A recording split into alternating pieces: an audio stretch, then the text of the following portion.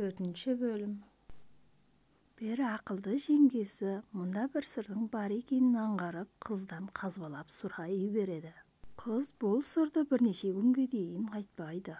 Бірақ Тілмар да айлакер жеңгесінің тәтті сөздері қызды магнитше тартып, айтпасына болғызбай ақыры айтуға мәжбүр етеді.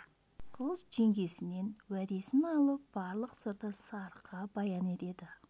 Жеңгесі іштей күбірлеп, патша перизаттай қызын қотыр борсыққа берді деген жаманатқа ие болдық.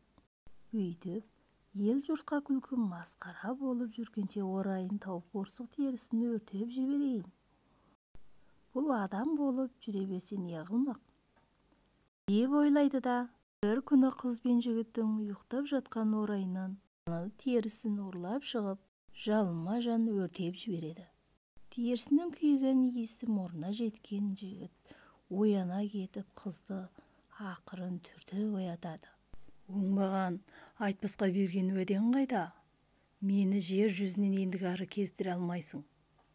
Депті де сиқыршылыққа басып, көк қаршығаға айналып ұшып кетеді. Қыз киімін киюге де үлгермей жігіттің қыр соңынан қуа жөнеледі. Жылдар өтеді.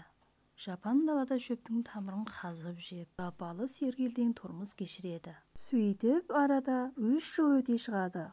Бір күні әбден қалжыраған қыз биік өскен бір ағаштың саясында ағыл-тегіл жылап отырса, қасына бір ақ сақалды шал келеді.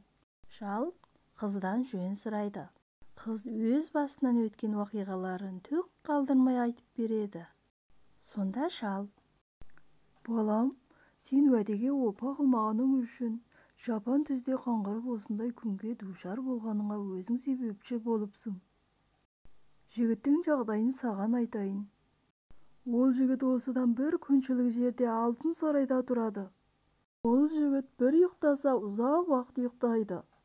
Айғайлап жұлқыласаң да былқ етпейді.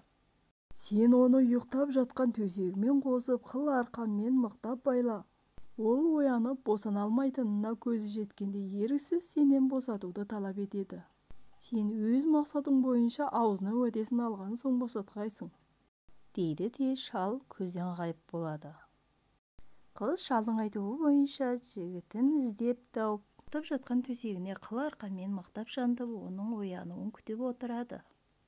Ұйқысы қанған жігіт оянып, шырмаудан құтылмақ болып ары-бері бұлқынып, шырмаудан босана алмағаннан кейін қызға өтініш қояды. Сонда қыз басынан кешкен оқиғаларын айтып, өзімен мәңгілік тұрмыс кешуге уәдесін алады да жігітті құрсаудан босатады.